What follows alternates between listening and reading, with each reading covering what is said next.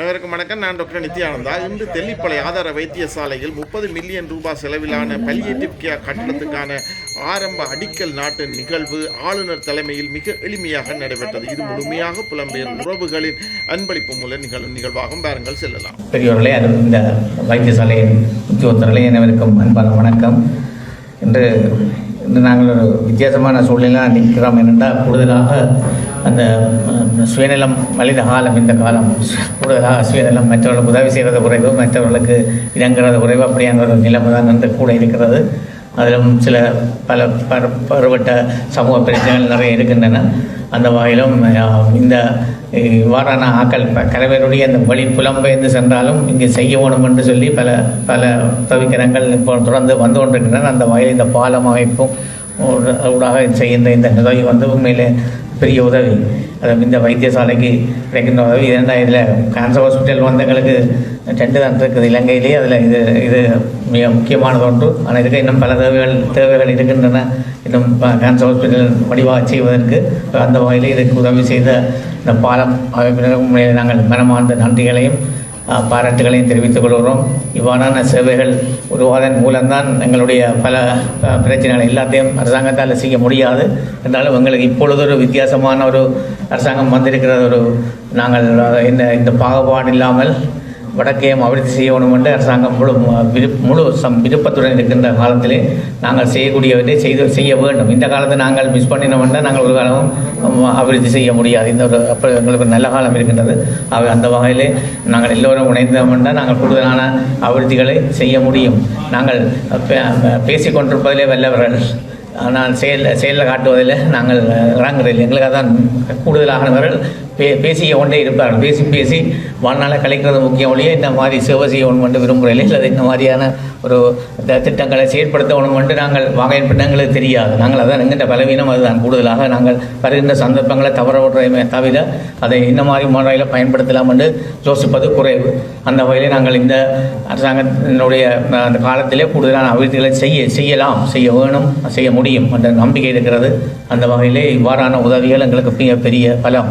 அந்த பலம் அதாகவே அந்த உங்கள் பாலம் அமைப்பினருக்கும் அதை அமல்படுகின்ற நிறுவனத்தினருக்கும் அது மீண்டும் எனது மனமார்ந்த பாராட்டுதல்களையும் வாழ்த்துக்களையும் தெரிவித்துக் கொள்கிறேன். நன்றி.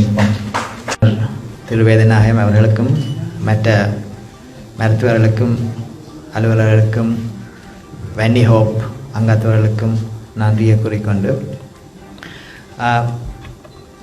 ஏது நாங்கள் தொடங்கினாங்கள் என்றால் ஒருவர் இறக்கிறத எங்களால் தடுக்க முடியாது. ஆனால் அவர் எப்படி இறக்கிறார், அந்த இறக்கும் தருவாயில் அதை சந்திக்கும் உடல் ரீதியான கஷ்டங்களை எங்களால் குறைக்க முடியும்.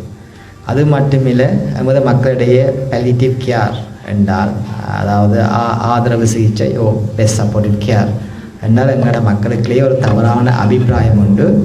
இப்போ ஒரு மாற்ற முடியாத விதத்தில் கஷ்டப்படும் போது ஒரு மோஃபின் கொடுக்க வேணுமெண்டா உடனே எங்கள் அக்கா சொல்கிற மோஃபின் ஸ்டார்ட் பண்ணிட்டோம், அவர் சாக போகிறாருண்டு.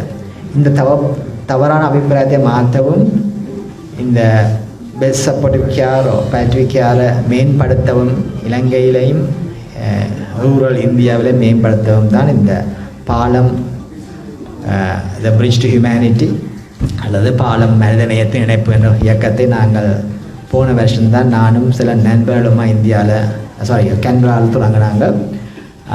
நான் இன்னொரு ஆள் மற்றவர் டாக்டர் ராஜதுரை என்று ஒரு palliative care physician Malaysian, doctor Senthan Ponniah ஒரு ஜெஃப்னா மெடிக்கல் காலேஜ் இந்த 6th batch, என்ன மாணவி டாக்டர் சுதர்ஷினி பிரமன், அப்படி கொஞ்சம் அக்கலா சேர்ந்து தொடங்கினாங்க.